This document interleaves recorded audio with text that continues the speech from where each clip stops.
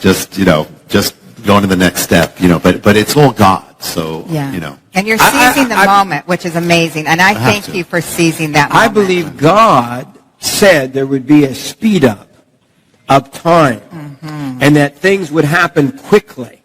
And I believe you're right in the middle of it. God has called you to sound the trumpet, to warn America, to warn the world, and yet you're on a fast track. You're in, how many miles do you think you've flown? I don't even. I've lost track of miles. I've lost track of everything. I go to the airport. I don't even know what plane I'm going. I don't have time to look at the plane until they last minute say, "Okay, what airline?" I just go to the thing and then I go to the next place. That's how it is. I don't have time to even think about it.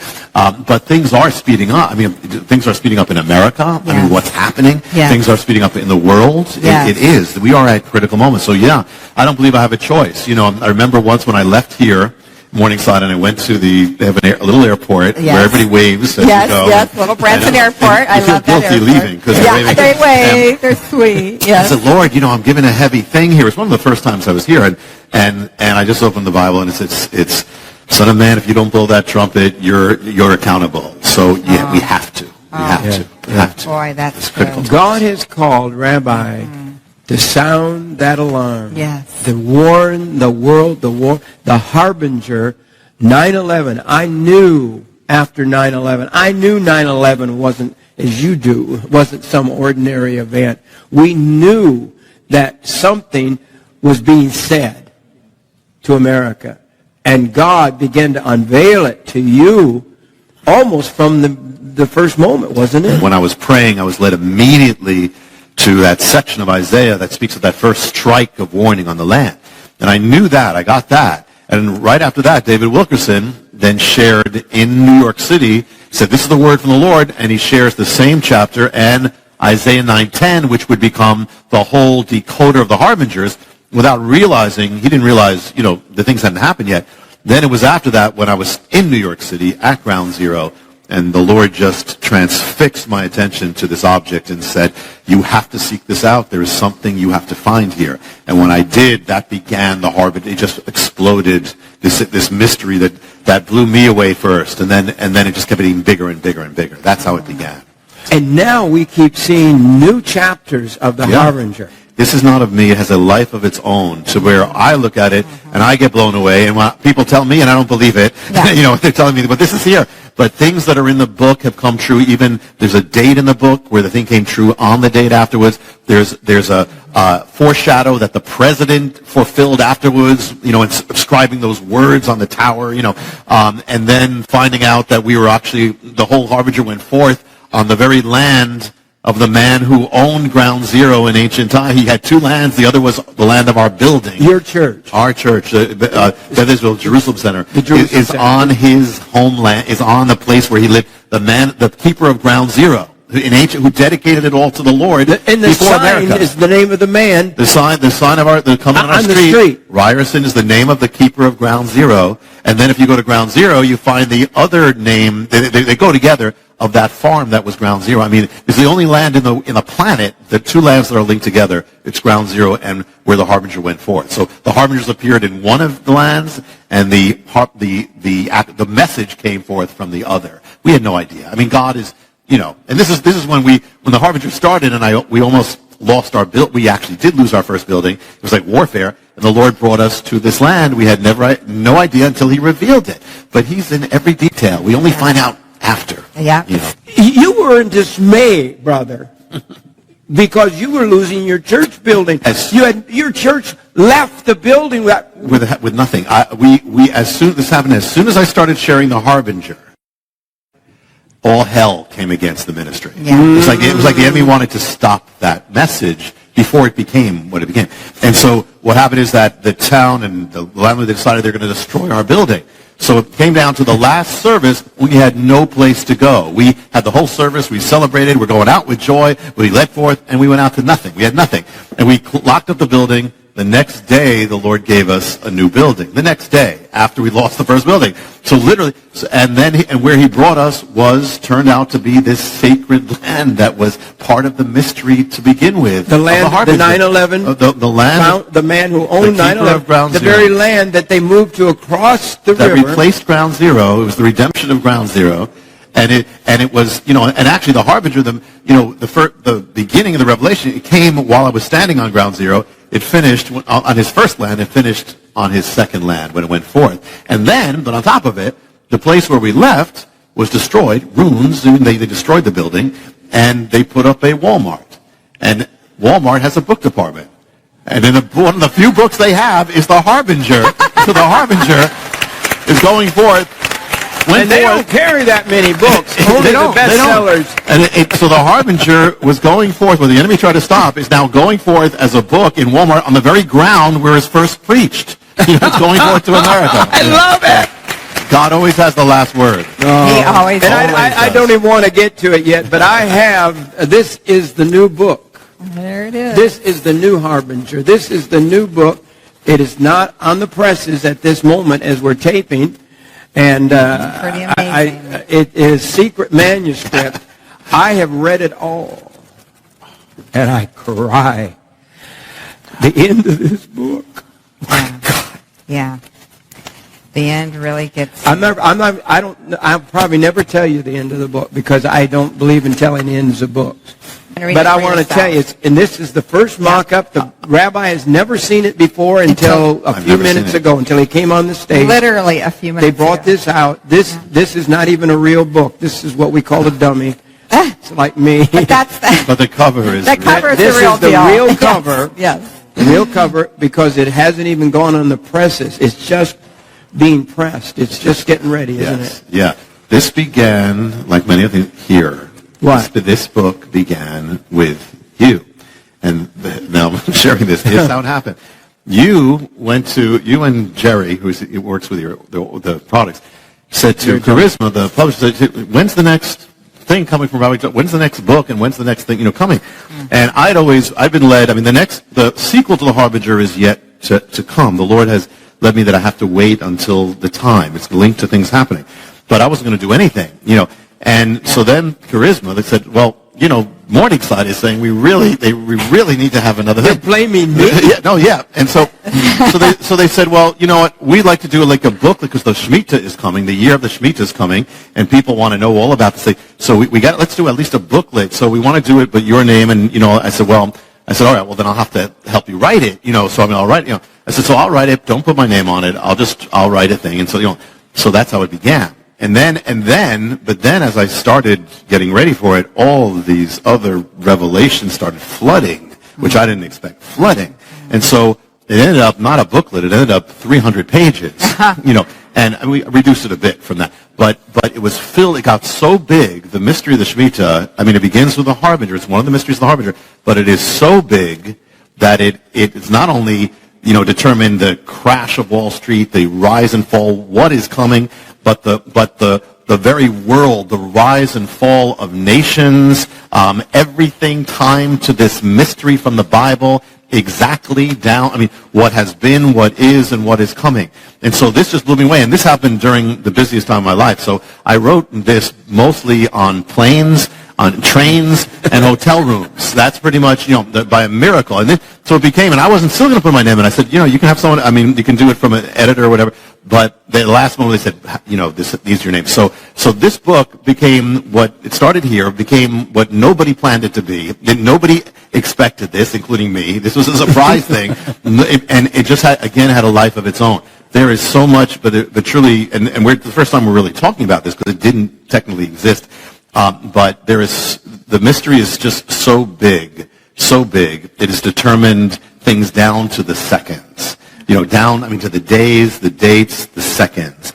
And it is coming. Another one is coming now. And it's getting more intense. And so I believe that the Lord wanted this out, as soon as possible. This is the guide to what the Shemitah year, where in a few months, really, we're entering a period of time, and you don't set dates. You make it very clear. I'm having a hard time not getting into this book because you see this where I marked it? You want to read this because you better know you are so bold in this book. I believe the Lord wants this out because of what is coming. And in this fast, he's accelerated. We talk about speeding up. This book is going to the press faster than almost any book I've ever heard. It makes no sense because not only did no one plan this book, really, but I got things in the mail about this book before I finished it. You know, I got a flyer, hey, this book's coming out, and it's not even finished. You said, oh, yeah. It was just last Wednesday that the last changes were made, and it went to the print. So, and now it's going out. But I believe it was the Lord's plan. I actually talked to Hubie, who's the man at the airport, before I said, no, Hubie, should I be doing? He said, yes, this is the Lord. This is preparing for what is. Because I wasn't going to do anything, you know. So, this just came. You just had Mark Biltz with you at at the Jerusalem Center. I never know what to call it: church, tabernacle, or temple, place, synagogue. Building, we call them all those things. Meeting outlet, assembling place. Yeah. And God gave him just a revelation of the blood moons, and he's been on our program many times, and we see that timing. We see the blood moons don't just happen. They happen on date. And it's amazing how many happen on holy days. And so God has a set time. And I think everyone here today needs to understand, and I believe with all of my heart, I know God changes his mind at least once. In Jonah's case, he was going to destroy Nineveh, but Nineveh repented. And it's interesting, in the Hebrew, when it says Nineveh shall be 40 days, Nineveh shall be destroyed or but also means overturned. So you can take it as destruction or shall be overturned.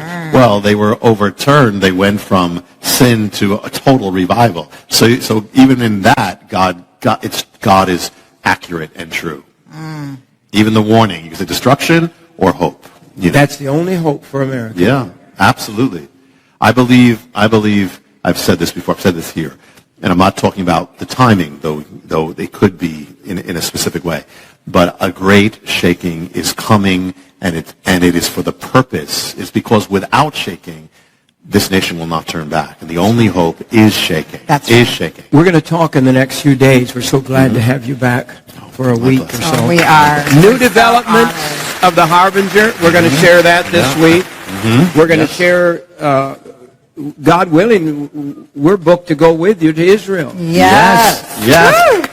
I can't believe Lori's never been to Israel. No, my friend. And we'll bring our cameras there. We'll originate program there. Yeah. It may be the coming of the Lord or something. I said, I don't know. And if all hell breaks loose while we're there, I said, no better place for the Lord to take us than straight from the Holy Land. I'm ready to go if that's what happens. I just have to ask you about Israel. Everybody's talking about the Psalms 83 war. We know which is coming. We don't know when. But could you give us an update, Rabbi? Yeah, well, you go to Israel occasionally. I do, and I'll be there before the tour too. I have to go back and forth, but I'll kind of a spiritual part of this, or the underside of it. First of all, I mean, just to keep always our perspective. No matter who it is, no matter what their name is, no matter what the organization is, it's beyond them. This is the enemy. The enemy has tried to destroy the Jewish people for 4,000 years, last 2,000, try to wipe them out in the 20th century. The names keep changing. Hamas, Saddam Hussein, Joseph Stalin, Hitler. It's not based on them. This is a fallen angelic being who is dealing with that enemy that Israel is dealing with, and that is trying to wipe them out because he knows what's coming. So he's trying to wipe them out. But interesting, we just talked before about that one-year Bible, and then the thing that was appointed for 9/11, which was the Harbinger scripture. But also in every one-year Bible, appointed is another verse, which is Psalm 55, which speaks about destruction. This was appointed for 9/11, and everyone speaks about destruction in the city. And the word that they use for destruction or violence in the city is a word that's an amazing word because it means something in Hebrew and it means something in Arabic.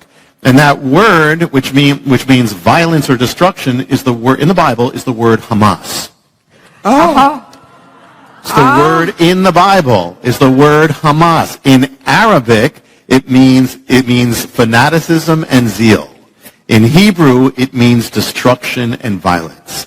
And actually, I'll tell you, it also means, listen to what Hamas means in the Bible. It means damage, cruelty, oppression, unrighteousness, wrongdoing, falsehood, and to act violently. And let me just listen to this, and this is just, by the way, I didn't plan this except that I was told that, you were talking about this, so upstairs last night I just looked in the Bible, so let me just share what's here. In the Bible, what it says about Hamas. Listen, the word Hamas, okay? Psalm 25, consider my enemies, for they are many, and they hate me with a Hamas hatred. Psalm 74:20, think about the tunnels with Hamas. Think about this. Yes. The dark places of the earth are full of the dwelling places of Hamas. Oh, my. Okay, 2 Samuel 22, you saved me from Hamas. Psalm 11, but the wicked and he who loves Hamas, the Lord's soul hates. Isaiah 53, Messiah. Listen to this, but it says he had done no Hamas. He's the opposite of Hamas. He had done no violence. Ezekiel 7, Hamas has risen up into a rod of wickedness. Ezekiel 7, the land is full of crimes of blood and the city is full of Hamas. And let me give you one more. There's more. Actually, just take your time. No, This is incredible. This is Revelation. This is just last night. And the thing is that Obadiah speaks about Esau, the descendants of Esau. He says, it's your shame that you went against your brother Isaac. In other words, and many of the descendants of Esau are linked with these people, with many Arabic people, and they're wonderful. There are wonderful, God-loving Arabic people, but you have that as well. So it says that it's your shame that you went against Isaac. So listen to what it says here. It says this. It says, speaking about the descendants of Esau, for your Hamas against your brother Jacob, shame shall cover you. So it's talking about the descendants of Esau. It says your Hamas against them. And now listen to this, last one. This is a promise to Israel. Listen, Isaiah 60. For Hamas shall no more be heard in your land, nor the wasting of destruction in your borders. You'll call your walls salvation and your gates praise.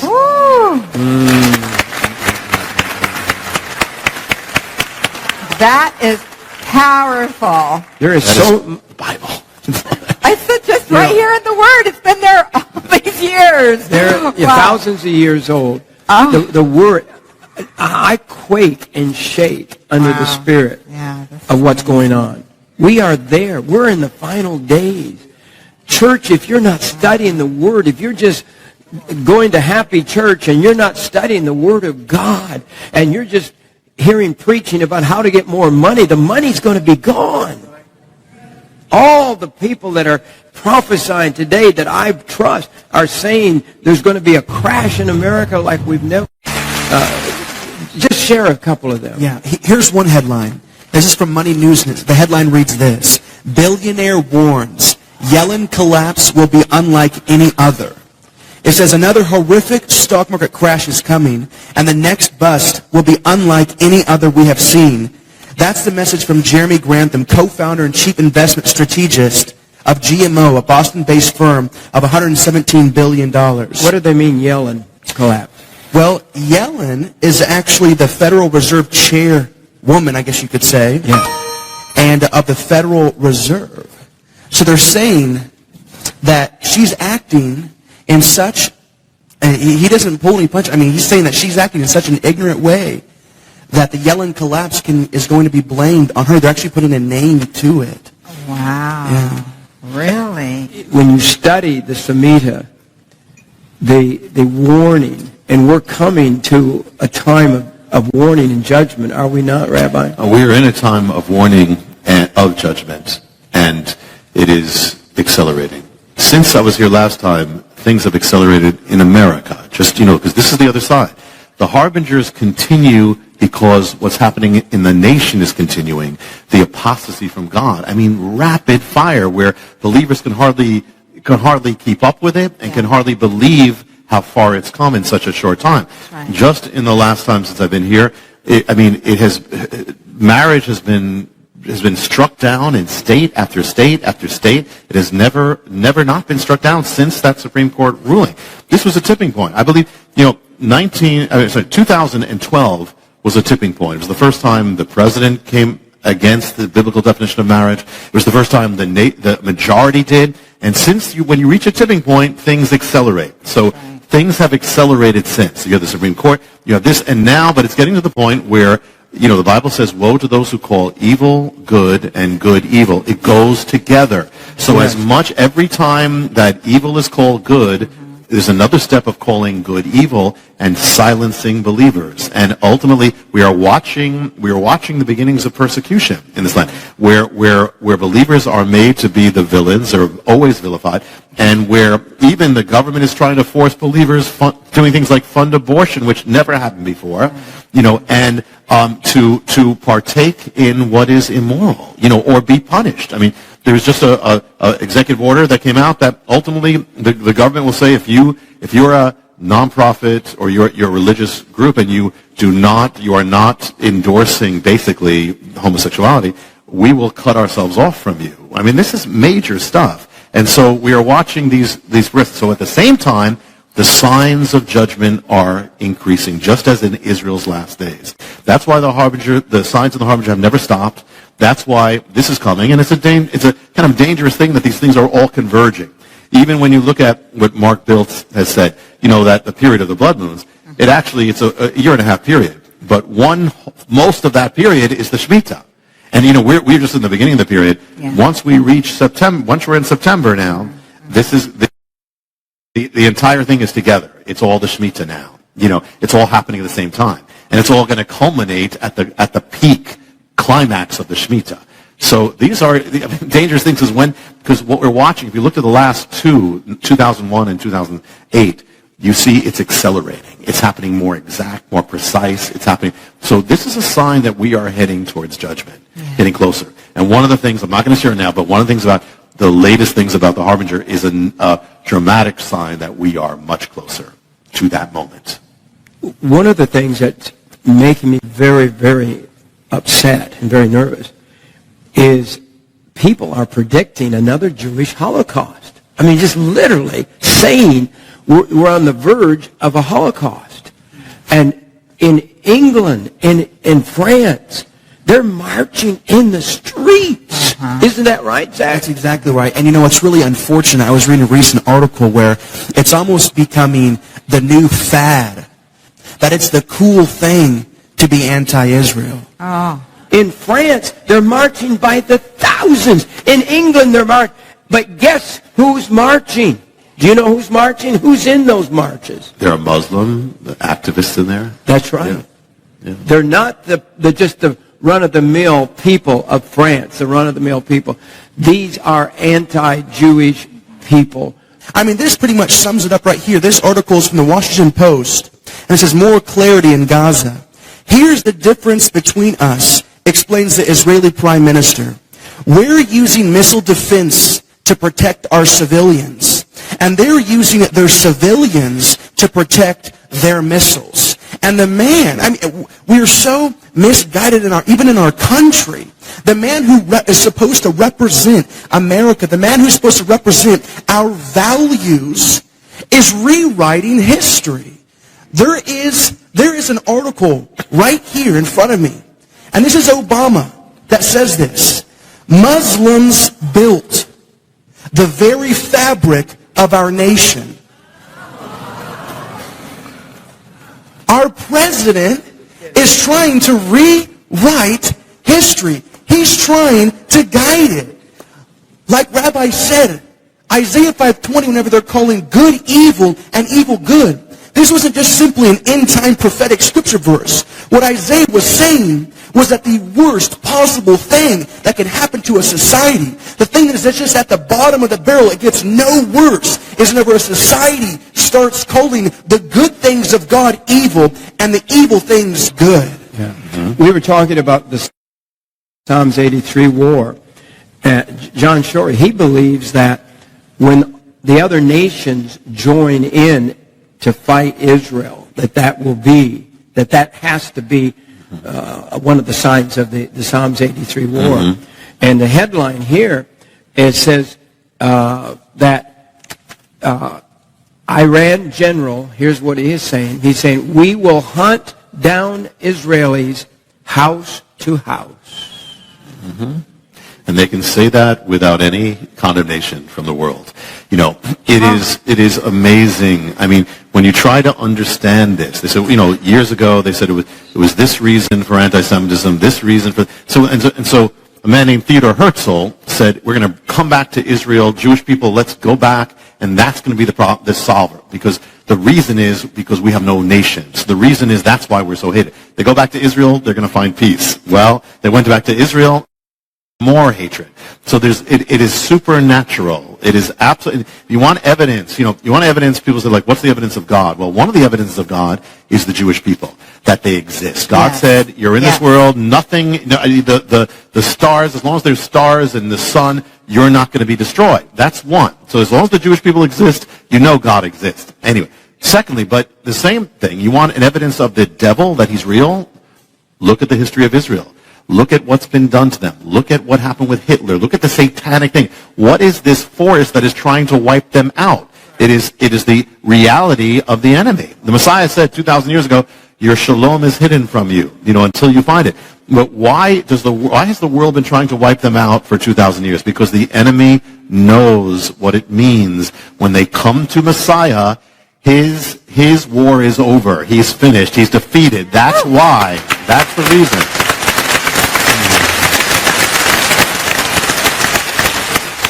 It's amazing.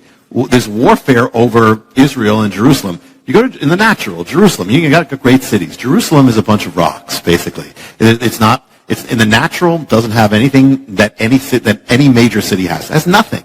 And yet it's the most fought over city in the history of the world. The world has been trying to get, why?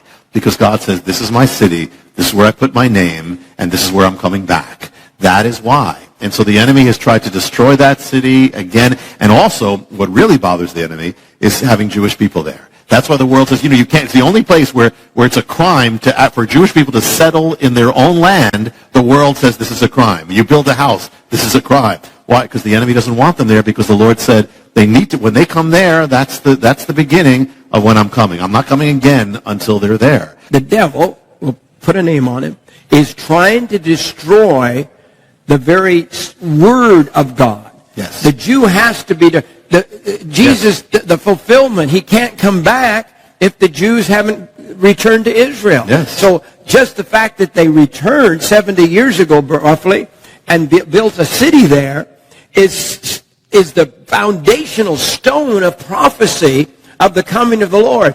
And now all of that is, I believe we're in that last generation. It's all happening. You can feel it, can't you? You know the King is coming. Yeah. You know the Word. Yeah. You wouldn't be in this room if you didn't know that.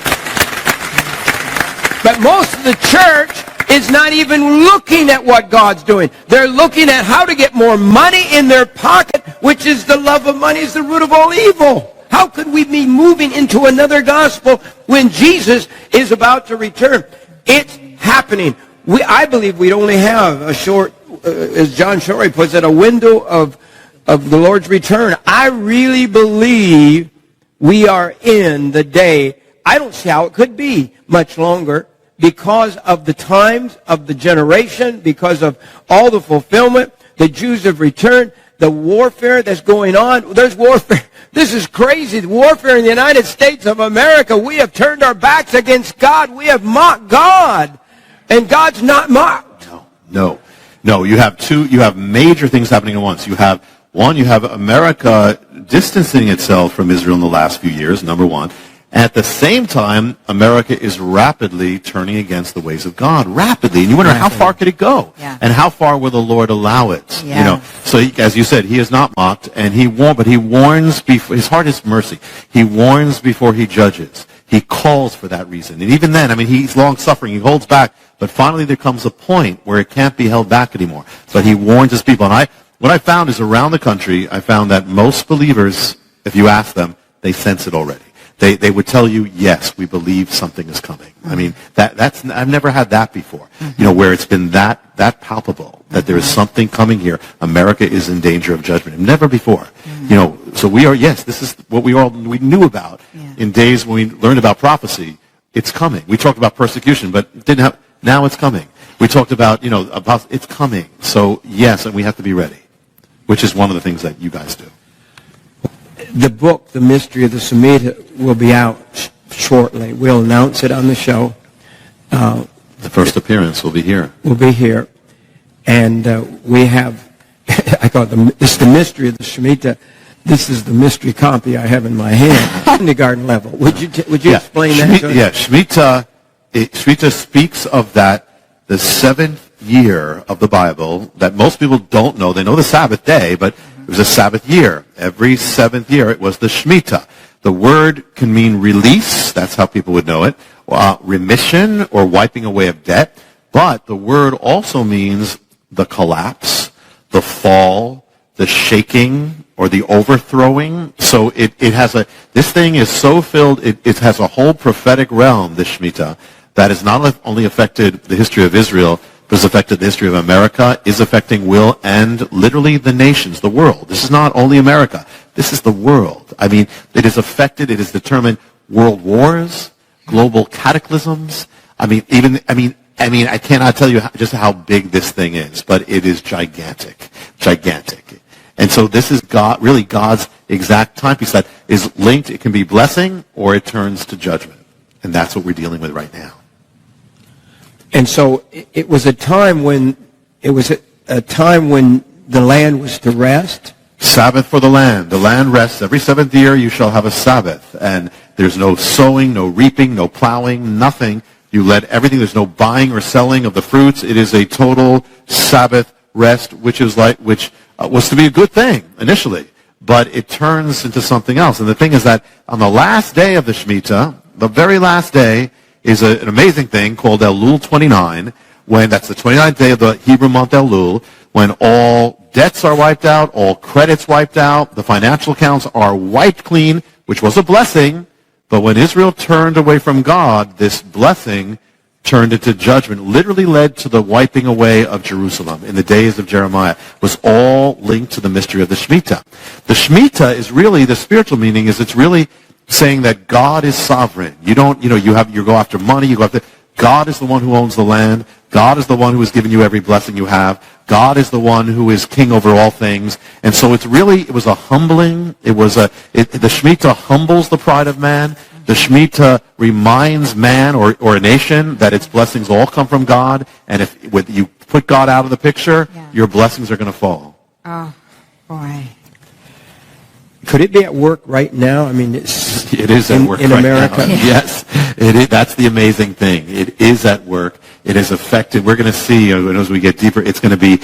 It has affected. It lies behind not only in the Harbinger. You read about really the most dramatic thing, the last things that happened, which was what happened in 2001 and 2008, which we'll touch on. But it turns out, and I didn't know this when I wrote it. I had an idea, I had a feeling, but I didn't. It's been affecting our lives from the day we were born. It's been affecting our jobs. It's been affecting the rise of the economy, the fall of the economy, the rise of Wall Street, fall of Wall Street, what happens in the White House. It affects what happened overseas. It's been affecting every one of our lives, and it will affect the future. So yes. Could you just, so people begin to understand, what are the signs of the Shemitah? How would it appear? Okay. It became like what to watch for, kind of the fingerprints. I like keys. I like little points that people can remember. Yes. Because see what's going on, because we are there, people. We are there. And the more I study, and reading your new book is so overwhelming that, I don't know what to do because people won't listen. That's how a watchman often feels. Really? Yeah, you're blowing the shofar. You're trying to wake up the people. That's what the Lord said. But once you blow the shofar, you're not responsible whether they wake up or not, or whether they're going to say yes or no. Our charge is to blow the shofar. No matter what, blow the shofar. God will. And one of the reasons One of the reasons you don't hear a lot of people blowing the shofar is because they're scared to death. The headlines this week, the government's coming for the church next. Have you read those headlines? This is just out the last 48 hours. They're coming for the church. And I'll tell you what, most churches are scared to say what we're saying. They're afraid to tell you the truth. They're afraid. Government has power. Politicians crush each other through political power. I've seen it. I've walked with presidents. I have talked with them. I'm telling you, politics can bring out a bad spirit in anybody, I think. But to keep that power and to win that power. And I'm not anti-anybody. I'm not a Democrat. I'm not a Republican. I'm not an independent. I'm just a Christian who loves Jesus, who believes that we ought to honor God in our nation. But I know I have seen wonderful men of God. I've seen wonderful presidents. I have seen wonderful presidents sell their friends for political power. Power is corrupting. And we are living in a day where we must honor God. We must honor God. Yes. Yes. So give us just a couple of points there as we leave today, the program today. We're going to open up the mystery this week, and in it, the key things to look. Imagine we're looking for fingerprints of this Shemitah appearing. Yeah. Well, first thing is, it affects the economy. It did in Israel. It caused an economic cessation. So you got recession, looking at depression. Look for that. Secondly, now, we've already seen, you've told us about 7 years after 9/11. Yes. I mean, we saw that crash. Then we saw 7 more years. Well, you're going to see that it's even beyond that. Beyond that now. It's beyond that. That's what the other key is the 7-year cycle. Okay, the other key is that wiping away of financial accounts. You got financial collapse there. Another key is the month of Tishri. Remember that month, Tishri. We'll get into it. Tishri is the holiest month of the Hebrew year. Yes. But it is the month that begins the Shemitah and the month that ends the Shemitah. It's the month that comes right after that moment of wipeout. So it's the month that manifests that wipeout, all the effects of that wipeout financially. So you get those keys. Now, one other thing is, remember Elul 29. The month of Elul builds up to Tishri, builds up to that final moment. Now, with that final wipeout always happens when the sun goes down. When the sun sets, all debts are wiped out. So these are some keys. Now, once you have the keys, we're going to see this thing manifest amazingly. I mean, amazingly. We're going to see things really that Nobel laureates in economics don't know because they don't read the Bible. We're going to see things that the heads of Wall Street don't know because most of them don't read the Bible. Yeah. But God wants us to know. Yes, he does. You mentioned the headline a few minutes ago. A billionaire, one of the richest men in the world, he is predicting a collapse. And here's what he says is coming, the financial collapse. He says it will be unlike any other. Something big is going to happen. We have the billboards of God called the sun and the moon, declaring in the blood moons on the holy days. It's all shaking to me. It's all startling. I mean, I've been a Christian since a little boy. Donna and I, my sister's here in the front row, but we grew up in church. We didn't have pews. We had benches. But we've grown up. We've heard about this. We've heard it preached. We've heard the prophecy preached. And here we are living in it. I just shake with it. I mean, the Spirit of God. I was thinking about God last night, and it was like I had a dream of God or a vision or something of God, and that God was excited. Can you imagine God? I don't know. I could be all wet. I don't know. No, it's in the Bible. It's in the Bible. God was excited because everything that he has built towards the sending of his Son, all of it, he's about to see the great conclusion of all of mankind, of the Son of God's death, why he came, the Jews returning, the resurrection, the great moment, the greatest, if it was a play on stage of history, is on stage now. Yeah.